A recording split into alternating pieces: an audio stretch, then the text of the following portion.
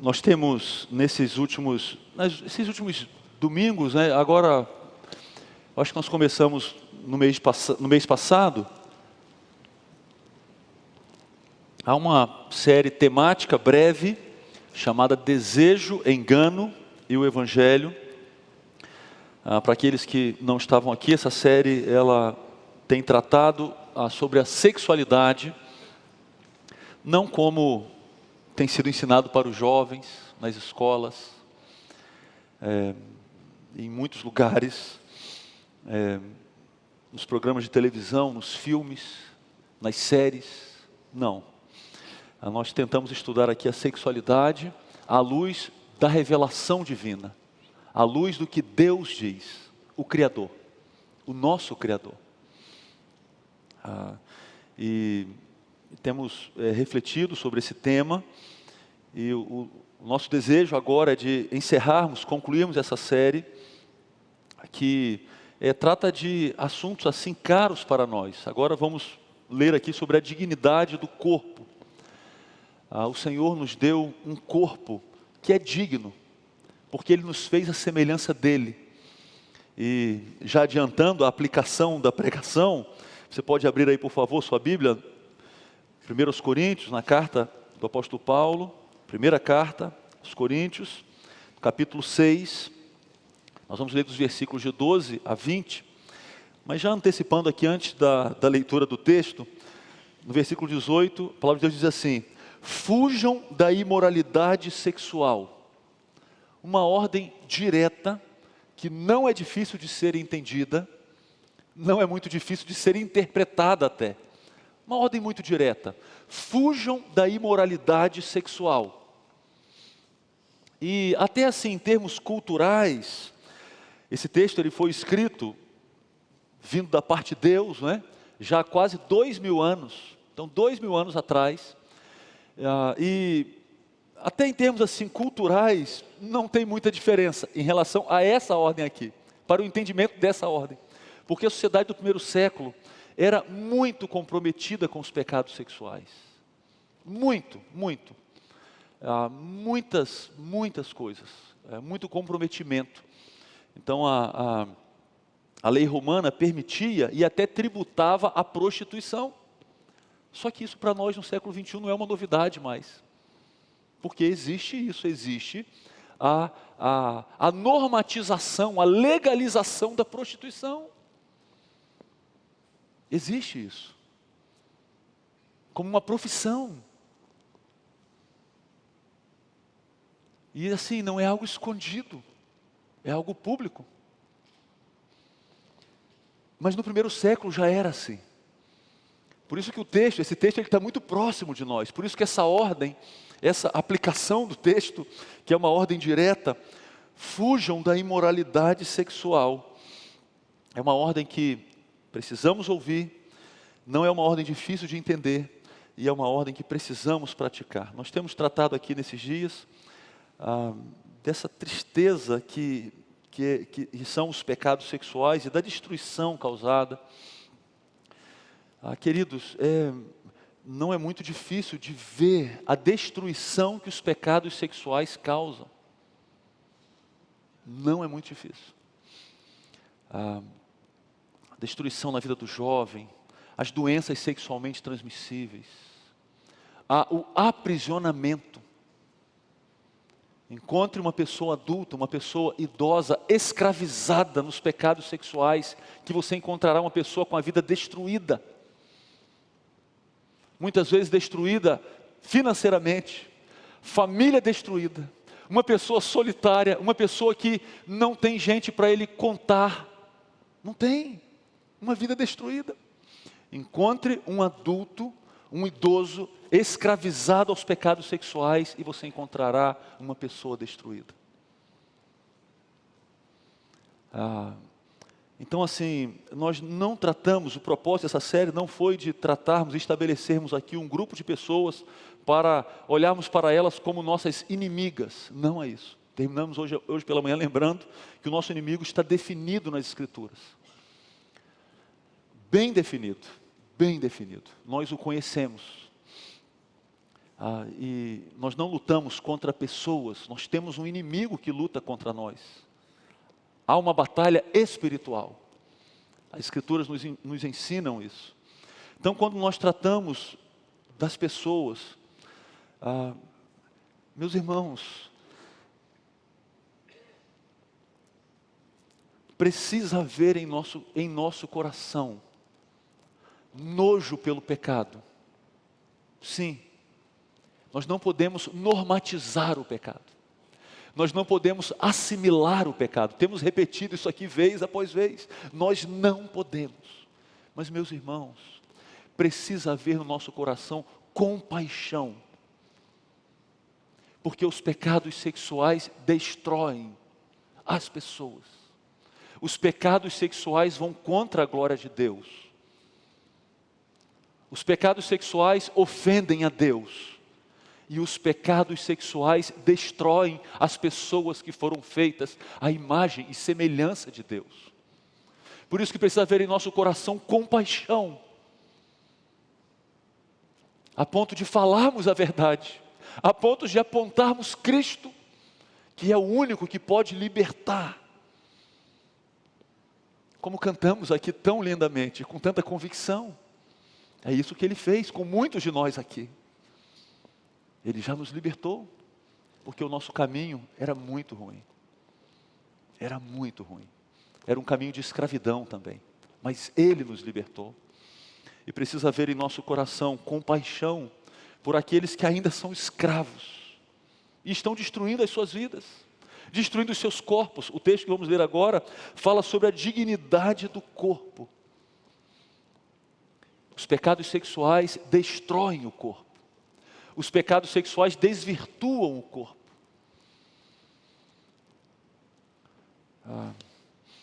Nós precisamos olhar para aqueles que têm sido escravizados e têm se submetido a essa escravidão de maneira aberta, com compaixão, e apontarmos o caminho, apontarmos o Salvador. Para você que tem tido contato com a verdade, assim como eu e muitos aqui, meus irmãos, nós não podemos menosprezar a destruição causada pelos pecados sexuais. Nós não podemos menosprezar a escravidão provocada pelos pecados sexuais. Todo pecado escraviza, e os pecados sexuais simbolizam, representam, ilustram isso de maneira muito vívida. Muito vívida. Nós não podemos ignorar isso, porque nós vivemos no tempo, como temos lembrado nessa série, que os pecados sexuais eles estão sendo promovidos. Eles não são mais vistos como uma coisa ruim, eles são vistos como uma virtude, a ponto de ter cota nas faculdades para isso, a ponto de ter vagas nas empresas para isso, para promover os pecados sexuais. Olha que absurdo que vivemos. Mas eles destroem. E isso não tem sido dito. Mas é verdade. Então você que tem tido contato com a verdade, não ignore a destruição causada pelos pecados sexuais. Não ignore.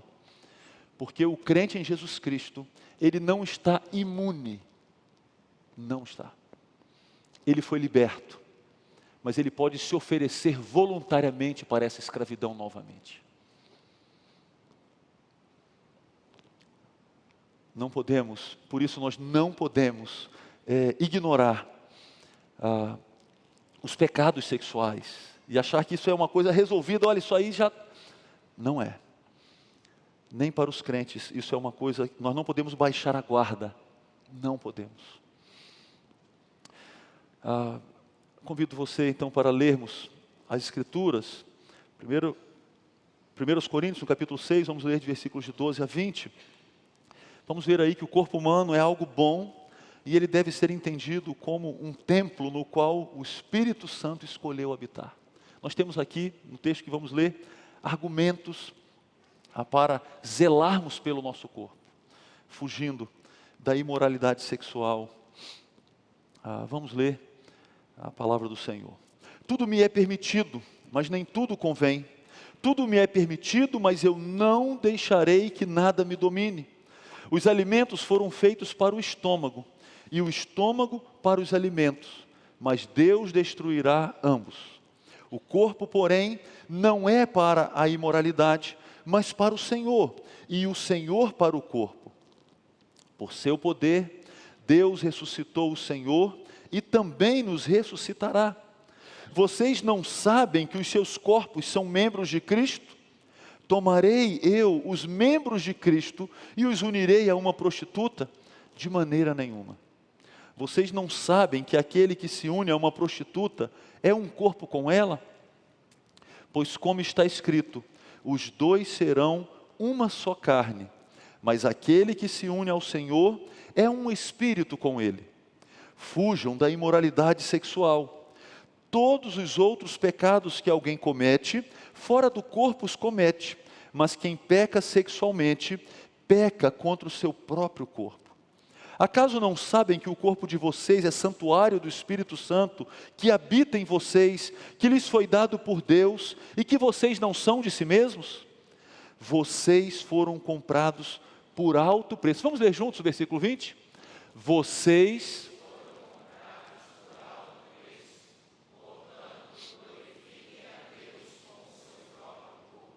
Vamos orar. Senhor, que a palavra importante, ó Deus, para nós. Ó Deus, ajuda-nos a entendermos essa palavra, internalizarmos essa palavra e praticarmos, ó Deus, na capacitação do Senhor, na dependência do Senhor e para a glória do Senhor.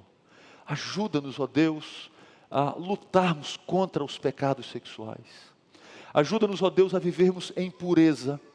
Ajuda-nos, ó Deus, a dedicarmos os nossos corpos em sacrifício vivo ao Senhor, no serviço do Senhor, com dignidade. Ó Deus, abençoando as pessoas. E não, ó Deus, indo contra a glória do Senhor e a dignidade que o Senhor deu para os nossos corpos. Ajuda-nos, ó Deus. É a nossa oração, em nome de Jesus. Amém.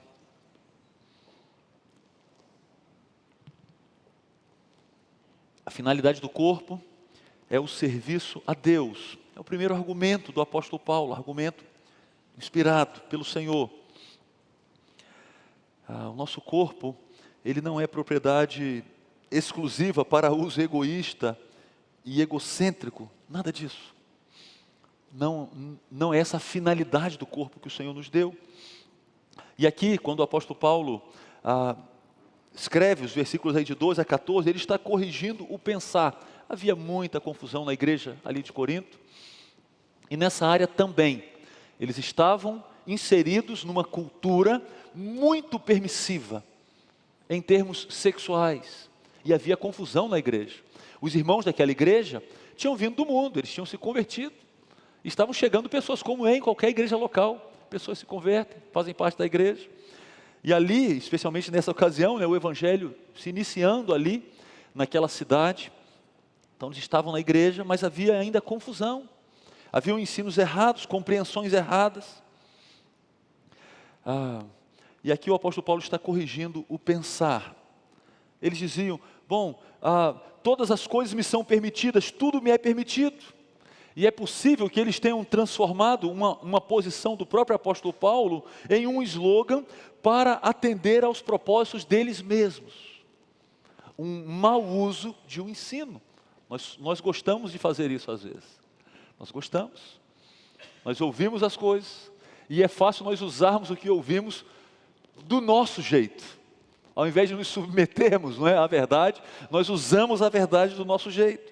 Isso estava acontecendo aqui. Então eles estavam usando esse slogan de todas as coisas me são permitidas, excedendo os limites do comportamento cristão aceitável. Estavam dizendo, olha, eu posso qualquer coisa. Em vez de submeterem ao governo de Cristo, eles estavam justificando o pecado em nome da liberdade obtida por meio de Cristo. Olha que é uma contradição. Mas isso estava acontecendo ali. Mas nem tudo convém. não temos o direito de fazer o que quer que agrade a nós mesmos, sem estarmos atentos ao efeito nocivo que isso pode trazer para o outro.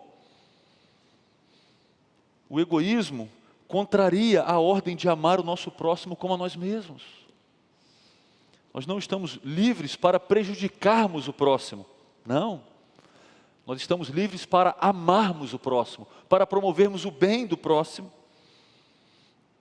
A conduta verdadeiramente cristã não se fundamenta em eu ter o direito de fazer algo, ou seja, se é ou não para o meu próprio benefício, mas se minha conduta é boa, se ela é proveitosa para os outros, para aqueles que estão ao meu redor. Traz uma outra correção. Eles dizem, mas eu tenho liberdade de agir em relação a todas as coisas. Mas o apóstolo Paulo diz, da parte de Deus, mas eu não deixarei que nada me domine. Opa, é uma palavra importante. Eu não serei dominado por nada, por nenhuma coisa ou ninguém. Queridos, Deus nos deu apetites naturais que podemos satisfazê-los em liberdade cristã. Sim, isso é verdade. Mas se uma pessoa cede ao pecado, ela é o seu escravo e o pecado é o seu mestre. E aqui tem problema. Tem problema aqui. Nós não temos liberdade para nos escravizarmos novamente, porque da escravidão o Senhor nos libertou. Os apetites que Ele nos deu, eles não podem nos escravizar. E Deus nos dá domínio sobre eles. Nós não podemos nos submeter a eles. Usar a liberdade cristã para pecar é escravizar-se por vontade própria. Não é comum você encontrar alguém que de repente, ele para no meio da rua, vai numa loja, compra algemas, coloca no seu braço, e na hora do primeiro carro da polícia que ele vê, ele pede para a polícia parar, ele diz, olha, eu estou sendo preso agora. Não, mas quem está te prendendo? Eu mesmo. Eu estou preso. E aí entra no carro da polícia, por favor, me leva para a delegacia, me joga lá no presídio, quero ir para Bangu. Olha só, eu acho que você não viu isso ainda. Não é assim que a gente vê, não é? Isso não é uma coisa assim, sã, não é? Mas sabe o que nós fazemos? Nós, salvos por Jesus Cristo, quando nos submetemos ao pecado, nós estamos fazendo isso. É uma escravidão voluntária. É uma incoerência, é uma loucura. Queridos, o pecado é uma loucura. É uma insanidade. Então a liberdade cristã, ela pode ser desfrutada, contanto que isso ocorra em comunhão com Cristo. Mais uma correção. Os alimentos, versículo 13, os alimentos foram feitos para o estômago para os alimentos, mas Deus destruirá ambos. Essa era uma forma grega comum para argumentar por analogia. Então, eles estão apontando aqui que o corpo era para o sexo e o sexo para o corpo. Mas a correção é a seguinte: o corpo não é para a imoralidade, e sim para o Senhor, e o Senhor para o corpo. Então o apóstolo Paulo, ele não nega o princípio, mas ele também não aceita a conclusão deles. Então os versículos 13 e 14, eles estão formando um argumento só. O raciocínio deles era mais ou menos assim: uma vez que tudo é permitido, uma vez que o alimento é para o estômago e o estômago é para o alimento, pois Deus destruirá ambos no final, de acordo com o pensamento deles, não é? E uma vez que todos os apetites do corpo são praticamente iguais, isso significa que o corpo é para o sexo e o sexo é para o corpo, porque Deus destruirá ambos no final. E aí tem bastante liberdade para fazer o que quer. Mas as conclusões deles estavam erradas. Como estão errados aqueles que dizem hoje que o desejo sexual é algo natural. Eles dizem, não, esses desejos são naturais. Como que você vai dizer para um jovem se limitar? Você não enxerga que isso faz parte da constituição dele? Você está querendo ir contra a natureza? Que absurdo é esse que você está falando? Logo, é totalmente compreensível a masturbação, os namorados se relacionarem sexualmente, a homossexualidade. Não é esse o argumento do nosso tempo? Esse era o argumento do primeiro século. Já no primeiro século. Olha, isso é algo natural, então é legítimo. Mas Paulo os corrige com uma colocação em paralelo. O corpo não é para a prostituição, mas para o Senhor. E outra coisa, o corpo não está destinado à destruição, para o extermínio, para a não existência, nada disso. Ele está destinado à ressurreição. A prova disso é a ressurreição de Cristo. Deus criou o corpo humano não para o prazer pecaminoso, mas para a sua glória. Deus criou o corpo humano para a sua glória. Ele o formou à sua imagem, segundo a sua semelhança, e não para a imoralidade sexual. Deus criou o corpo físico do homem para o trabalho na sua criação. Isso está escrito lá em Gênesis 1. Por isso que o apóstolo Paulo está dizendo, da parte de Deus, o corpo que você tem é para servir o Senhor. A finalidade do corpo é o serviço a Deus. Nosso corpo físico, criado por Deus, manchado pelo pecado, na morte descerá ao túmulo. Mas ele foi remido por Cristo e será ressuscitado. Como seu corpo, como o corpo de Cristo. Nós cremos, a salvação que temos é baseada num Senhor, no Filho de Deus que viveu nesse mundo sem pecado, mas ele morreu uma morte terrível, ele teve o seu corpo sepultado, e no terceiro dia ele ressuscitou, e ele voltou para o céu, e ele está lá no céu, com o seu corpo glorificado, e essa é uma garantia, de que todo salvo em Jesus Cristo também ressuscitará, para ter um corpo glorificado como seu Salvador. Mas o ensino bíblico também diz que todas as pessoas, aqueles que forem condenados por não crerem em Cristo, também ressuscitarão,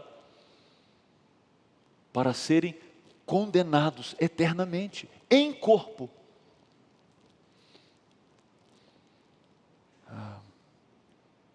Então não morre e acaba tudo. Não é esse o ensino bíblico. É esse o ensino pervertido, que diz, aproveite o corpo que você tem, use tudo, viva intensamente, e aqui eles querem dizer, peque intensamente. Não é assim que se aproveita a vida, querido. Não é assim que se usa o corpo que Deus te deu, que Ele nos deu. A ressurreição é a base teológica para dizer que o corpo é para o Senhor. Então aqui o apóstolo Paulo ele dá uma palhinha do que vai aparecer lá no capítulo 15, não é? E o capítulo 15 todo é sobre a ressurreição. Eu encorajo você a ler esse texto, porque é um texto muito lindo, falando sobre esse ensino importantíssimo para nós. Mas aqui já tem uma palhinha importante. Embora seja colocado no túmulo por ocasião da morte, o nosso corpo físico é precioso para Deus. Por isso que os crentes, eles não desprezam o corpo de uma pessoa morta, não. Fazem um velório, nós fazemos com respeito, porque nós cremos que o corpo do nosso irmão, da nossa irmã, que foi entregue na sepultura, no futuro, ressurgirá, quando o nosso Senhor voltar. O poder de Deus tocou o corpo de Cristo na sepultura, e esse mesmo poder tocará nossos corpos mortos no túmulo, para dar-lhe vida. Ele escreveu assim no capítulo 4, versículo 14, sabemos que aquele que ressuscitou o Senhor Jesus entre os mortos, também nos ressuscitará com Jesus, e nos apresentará com vocês. E isso contraria alguns coríntios que pensavam numa salvação espiritual, num Deus que salva almas. Nós cremos num Deus que salva pessoas, que tem corpos e almas, tem a parte material e a parte imaterial. Por isso que não há uma separação para nós na vida. Por isso que nós não separamos a vida espiritual da vida material. Não, nós não fazemos isso. É uma vida que nós temos, que o Senhor nos deu, e Ele precisa fazer parte dela inteira. A mentalidade grega era de que o espírito é bom, mas a matéria é má.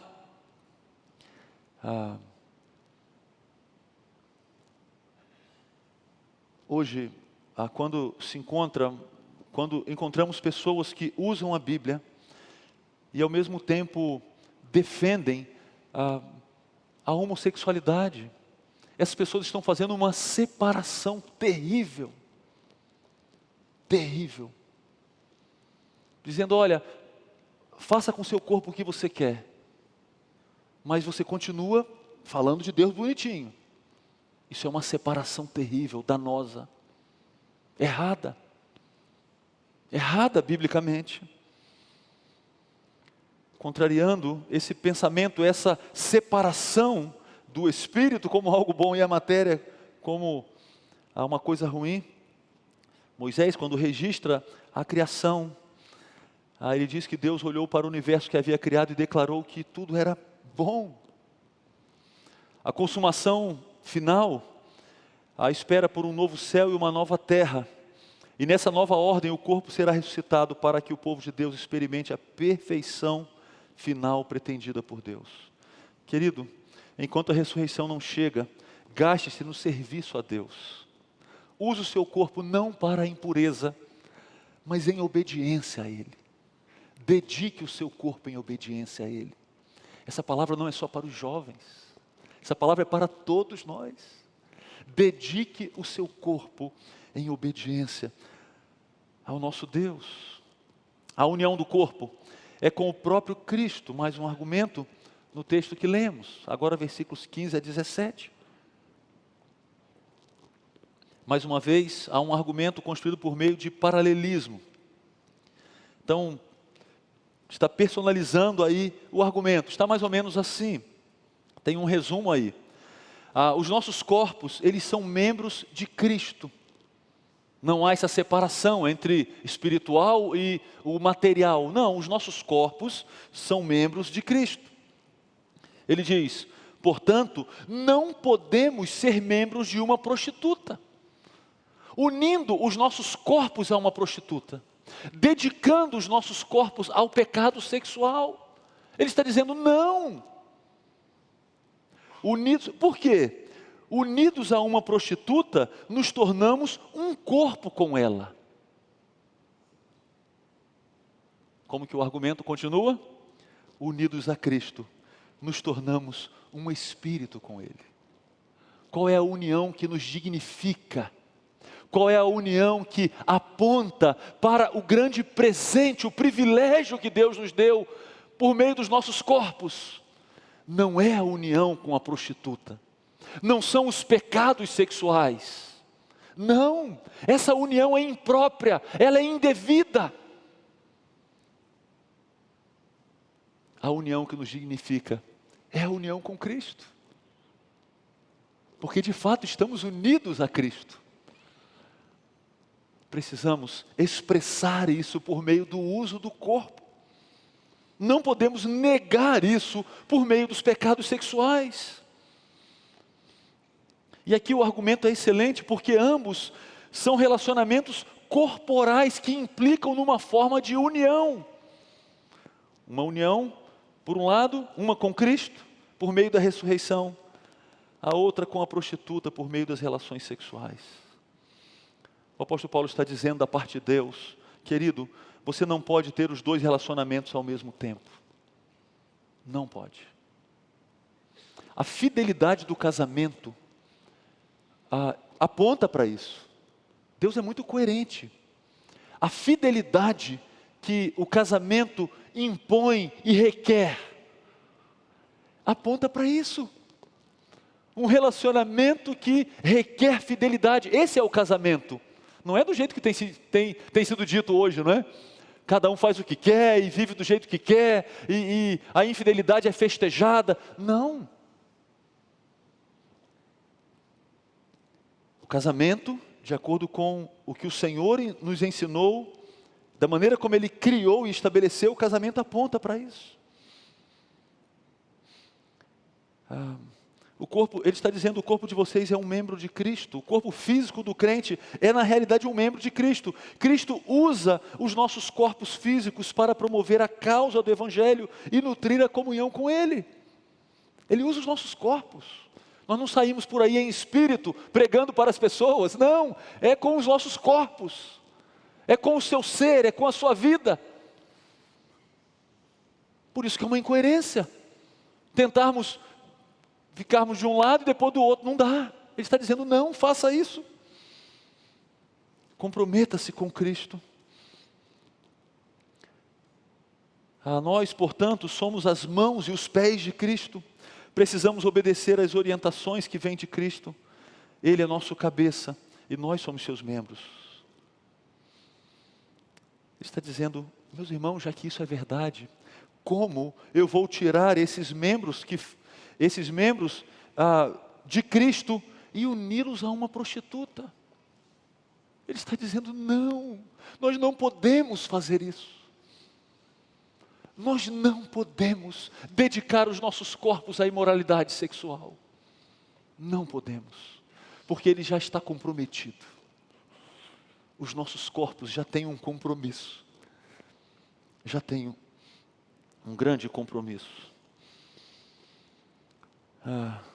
Mas Ele está dizendo isso, apesar da cultura grega daquele tempo, considerar a prostituição e a fornicação como atividades assim toleráveis.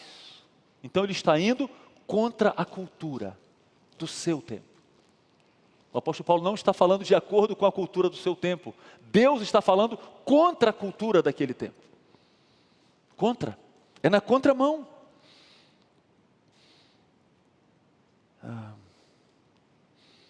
Vocês não sabem, versículos 16 e 17, ele está dizendo, aqueles irmãos já haviam sido instruídos a abandonarem as práticas sexuais e morais dos gentios.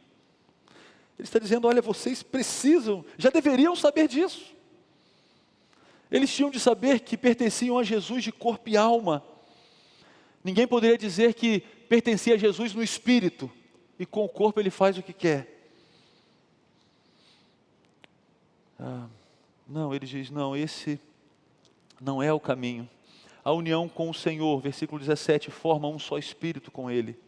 Há um relacionamento de aliança entre o crente e Deus, que os une espiritualmente. E na hora de se prostituir, não dá para separar as coisas. Falar, Senhor, por favor, fique longe de mim, porque agora eu vou fazer o que eu quero. Não dá. Não dá. O compromisso com Cristo, ele envolve toda a vida. Por isso é algo muito grave. Se comprometer com a imoralidade. Ele diz, não faça isso. Para o crente, o corpo e a alma formam uma unidade a serviço do Senhor. Um irmão nosso, experiente, fez algumas aplicações aqui. Está nesse contraste, né, entre esses dois relacionamentos aí. Realmente chama a atenção o contraste entre a pessoa que se une a uma prostituta e a pessoa que se apega a Cristo.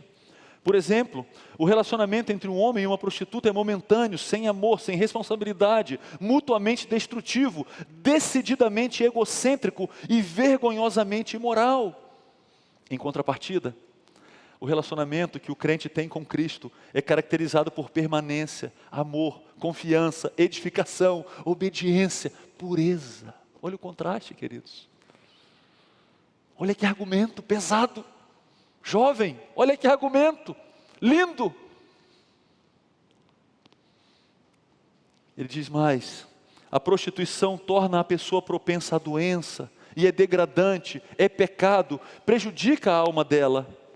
Cristo, ao contrário, exalta a pessoa, encoraja o viver sadio, instrui a pessoa na lei do amor para com Deus e para com o próximo, e restaura o espírito do crente. Uma pessoa imoral deixa de gozar a felicidade matrimonial, ela passa pela experiência de fracasso na intimidade pessoal, substitui o serviço a Deus pelo sexo e entrega-se ao que é vulgar, obsceno e sensual. Em contrapartida, um cristão constrói o companheirismo amoroso e duradouro com sua esposa, busca satisfação própria em servir aos outros, ama seu Senhor, cultua-o com alegria, cultiva a conversação sadia, promove a decência e exemplifica a virtude. E nós poderíamos continuar essa lista aqui por muito tempo, porque é muita coisa boa que Deus faz em nós. A piedade é fonte de lucro, de muito lucro. A piedade é enriquecedora.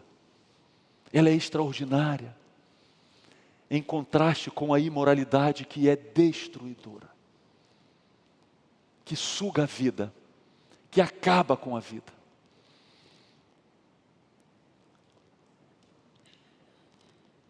Por fim, o dono do corpo é Deus.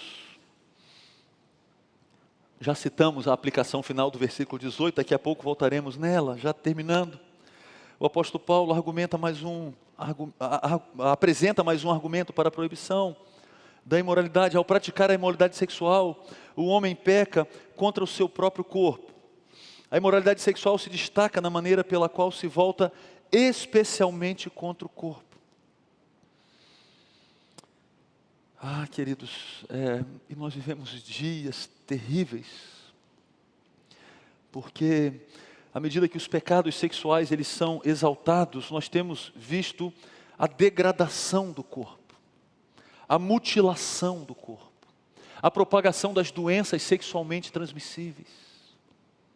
E aí lida-se com isso fazendo campanhas de distribuição de preservativo. Fala-se isso para crianças, para juniores. E a degradação aumenta, se amplia. Gravidez na adolescência.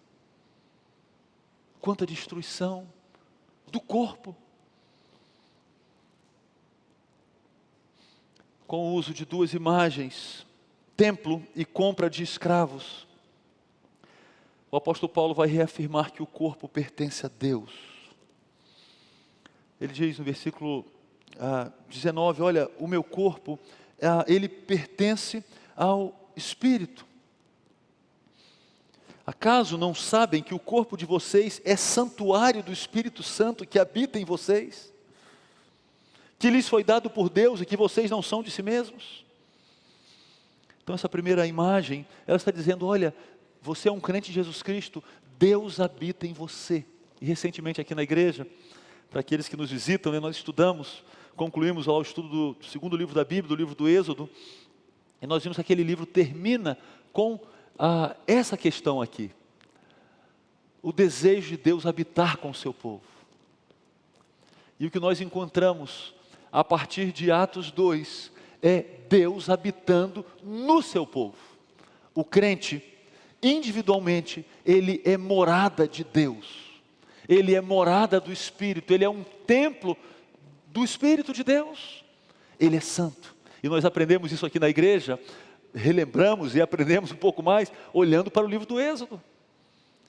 Porque lá naquele livro, o Senhor apresenta esse seu desejo de ter uma habitação entre o seu povo. E nós vimos que a habitação de Deus era uma habitação santa, porque Ele estava ali. Não era um lugar qualquer, não era uma praça pública. O tabernáculo, nós vimos isso aqui. E agora, esse texto aponta para o nosso corpo como morada de Deus. O corpo físico do cristão pertence ao Senhor e serve como residência do Espírito Santo. E isso é uma honra para nós, uma grande honra. Por isso, somos lembrados aqui que não pertencemos a nós mesmos. Por isso, não podemos fazer qualquer coisa com os nossos corpos. Nós não estamos livres para fazermos o que quisermos. Não. Ele usa ainda uma segunda figura no versículo 20. Ele fala aí da compra de um escravo. Ele diz, olha, vocês foram comprados por alto preço. Vocês agora têm um dono. E vocês não foram comprados por dinheiro. Vocês foram comprados com sangue. Foi isso que cantamos aqui hoje, tão lindamente. Nós somos comprados, a salvação que recebemos, ela veio por meio do sangue do nosso Salvador, da sua entrega voluntária. Nós fomos comprados por algo que não tem preço, que toda a riqueza da terra não seria suficiente para pagar. Por isso Deus é o dono do seu corpo. Eu fui comprado pelo Senhor, Jesus pagou pela nossa liberdade do pecado. Então essas duas figuras, habitação e compra, elas vão contra o pensamento dos coríntios de que o corpo está destinado à destruição e portanto não tem importância presente ou eterna. Ele está dizendo, não é isso, não é verdade. O que vocês estão pensando está errado. Meus irmãos, quantos pensamentos errados têm orientado o uso do corpo no nosso tempo? Quantos pensamentos errados? Muitos pensamentos errados. Nós não somos os donos do nosso próprio corpo, porque Deus nos criou, Jesus nos redimiu e o Espírito Santo faz sua habitação dentro de nós. Aqui o Deus triuno reivindica que pertencemos a Ele, mas nos deixa livres para consagrar e ceder nosso corpo físico a Ele. Ele nos deixa livres. Ele não nos acorrenta e toma força, não é isso, pastor Fernando? Não é assim que Ele faz. Ele nos convida à dedicação. Ele nos liberta, Ele nos compra, Ele nos salva. E aí Ele nos convida para a dedicação. Porque Ele é um bom Senhor. Lembram-se ainda do Êxodo? O povo de Israel deixou um mau senhor, que era o faraó, que os escravizava. E dizia, façam, façam, façam. E agora eles foram chamados para ficarem debaixo de um bom Senhor, que os convidou à adoração voluntária, à adoração espontânea. É assim que Deus faz conosco. Não espere, querido, não espere que a sua santidade, ela seja produzida por meio da escravidão espiritual. Não espere que um dia Deus venha e de repente desligue o seu computador e queime o computador, jogue um raio naquele computador e também no celular, sem te matar, não é? E aí você fala assim, puxa vida, agora eu estou entendendo que Deus quer que eu viva de maneira santa. Não é assim que Deus faz. Deus nos convida para a dedicação voluntária a Ele, em piedade, em santidade. Porque da escravidão Ele já nos libertou. Dedique-se a Ele. Queridos, tudo isso atribui dignidade ao corpo. E de maneira muito especial ao corpo do crente. O corpo não deve ser adorado nem maltratado, mas deve ser honrado como parte da boa criação de Deus. Deus considera o seu corpo sagrado, é o templo dele, se você já é um salvo em Jesus Cristo. Talvez você esteja aqui e você ainda não tem um compromisso com Cristo e esteja pensando, puxa, mas e no meu caso? O que eu faço com o meu corpo? Querido, só uma maneira de você usar muito bem o seu corpo é se entregando para o Filho de Deus, para Cristo. Porque sem Cristo você usará mal o seu corpo, como certamente você já tem usado mal. Você precisa de Cristo, você precisa da libertação que há em Cristo, confessando os seus pecados para Ele. Alguns entregam os seus corpos à bebida, ao vício, outros às drogas, a outros ao cigarro e tantas coisas possíveis. Mas para que você use o seu corpo glorificando a Deus, você precisa de Cristo. Você que já tem Cristo, saiba que o Senhor considera o seu corpo sagrado. É pecado vê-lo com nojo ou desdém. Você não pode olhar para o seu corpo. E uma menina a que lutava com pensamentos pecaminosos, que não gostava do seu corpo feminino, diante desse texto, quando esse texto foi ministrado para ela, ela notou ela notou com esse texto que era a sua mente que precisava mudar e não o seu corpo. Antes ela tinha acreditado na mentira que o seu corpo precisava mudar, porque ela tinha o corpo errado. Mas quando esse texto foi ministrado para ela, ela entendeu que a sua mente precisava mudar, e não o seu corpo. Porque o seu corpo estava certo. Deus não erra. E Deus que havia dado o corpo que ela tem. Por isso, queridos, voltando para o versículo 18, precisamos fugir da imoralidade sexual. A postura de José diante de uma proposta imoral é colocada aqui como uma ordem pelo apóstolo. Fuja da imoralidade, fuja do homem imoral, fuja da mulher imoral, fuja da pornografia, não veja filmes imorais, não leia livros imorais, não ouça músicas imorais, não veja vídeos imorais, não entre em sites imorais, não leia notícias misturadas com imoralidade, não pratique piadas imorais, não participe de grupos de WhatsApp imorais. Não alimente pensamentos imorais. Essa é a ordem que está aqui, que não é difícil de entendermos, porque ela é muito direta. Você tem fugido da imoralidade? Vivemos dias difíceis. As propostas e as oportunidades são muitas. Jovem, um grande presente que você pode dar para o seu futuro cônjuge é a sua virgindade.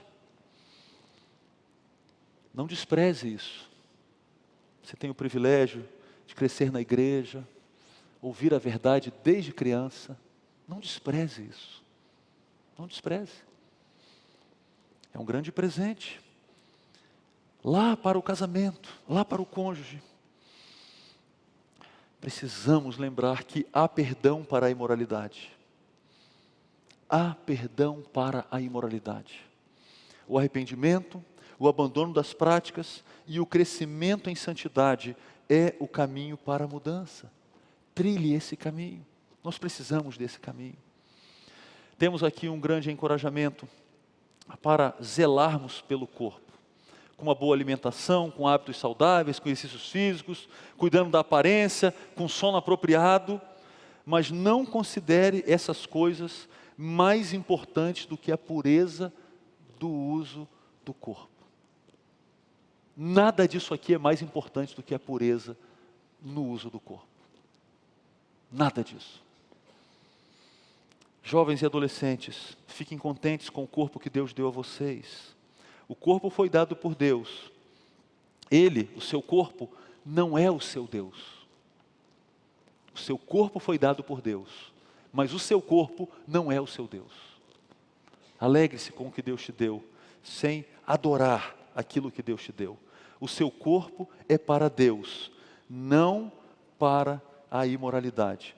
Vamos ler o versículo 20, concluindo esse tempo aqui de pregação. Vamos ler juntos mais uma vez? Vocês...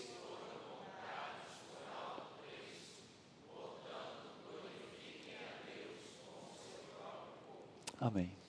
Senhor, que o Senhor nos ajude, ó Deus, use de alguma maneira esse tempo que passamos, ó Deus, refletindo à luz da Tua palavra sobre a sexualidade.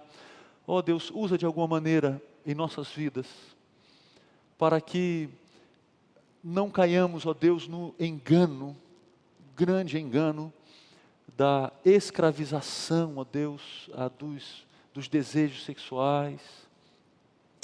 Ó Deus, ajuda-nos, socorra-nos. Ajuda-nos, ó Deus, como igreja, a andarmos em santidade, em pureza. Ajuda-nos, ó Deus, a nos encorajarmos mutuamente, a nos aconselharmos mutuamente. Ó Deus, produza nessa noite decisões piedosas, ó Deus, diante do Senhor, de arrependimento, de mudança, de confissão. Ó Deus, ajuda-nos a tratarmos os nossos pecados à luz da cruz, não do nosso jeito, não escondendo-os, não camuflando-os, mas confessando-os, abandonando-os e crescendo por meio do Senhor, com o Senhor, na palavra do Senhor. Ajuda-nos, ó Deus, tem misericórdia de nós. E usa-nos, ó Deus, de alguma maneira, não porque somos perfeitos, ó Deus, porque nós somos carentes do Senhor, mas nós pedimos, ó Deus, usa-nos de alguma maneira como instrumentos do Senhor, nesse tempo, ó Deus, nesse tempo terrível em que vivemos. Usa-nos, ó Deus, como instrumentos do Senhor para falarmos a verdade, amorosamente, e apontarmos, ó Deus, o Senhor, o Teu Filho Jesus. Ó Deus, é a nossa oração em nome de Jesus que fazemos. Amém.